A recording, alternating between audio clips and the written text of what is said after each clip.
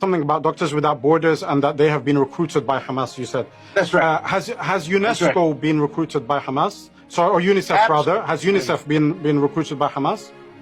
Absolutely. All three of them have become voices for Hamas. None of them have any credibility around the world in objective people. And who hasn't been recruited by Hamas, if you don't mind me saying?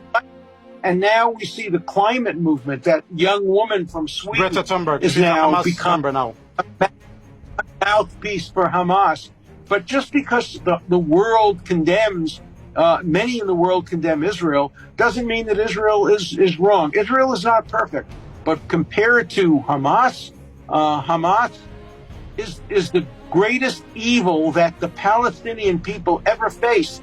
And if Hamas is destroyed, the people of Palestine will be so pleased and happy because Gaza could have been Singapore in the Mediterranean. When Israel left it, Mr. Dershowitz, I need to ask a few questions, if you don't mind. The people of Palestine. I will ask you about Israel supposedly leaving in 2005, but I just want to ask again. You've now told me that Doctors Without Borders, that UNICEF, that's right, and even the climate movement have been recruited by Hamas, or they are Hamas spokespeople. Okay, who hasn't been recruited by Hamas? Like who in your view has credibility? Does the does the founding ICC prosecutor Luis Moreno Ocampo, was he recruited by Hamas as well, or is he somebody who has credibility? No. Luis Ocampo is a good friend of mine. We taught together at law school. Can I quote something from him?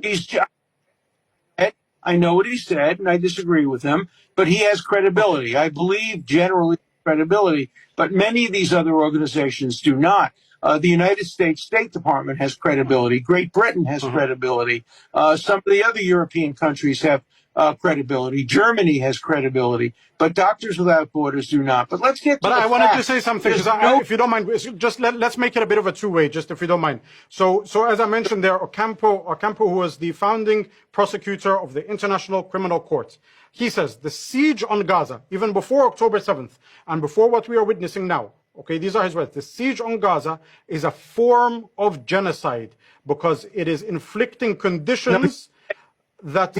He didn't say that.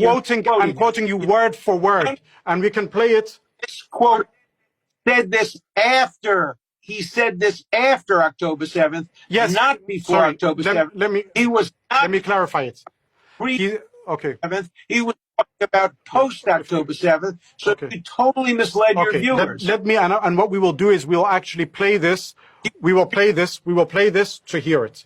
The siege of Gaza itself, that is extermination or persecution as a crime against humanity, and it's a form of genocide. Article 6C or 2C in the Genocide Convention define that you don't need to kill people to commit genocide. The rules say inflicting conditions to destroy the group, that itself is a genocide. So creating the siege itself is a genocide, and that is very clear. The Israel won the siege, it's very clear.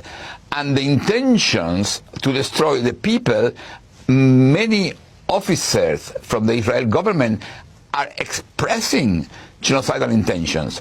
That's why it's easy to say, and the reasonable basis to believe, Israel is committing a genocide in Gaza.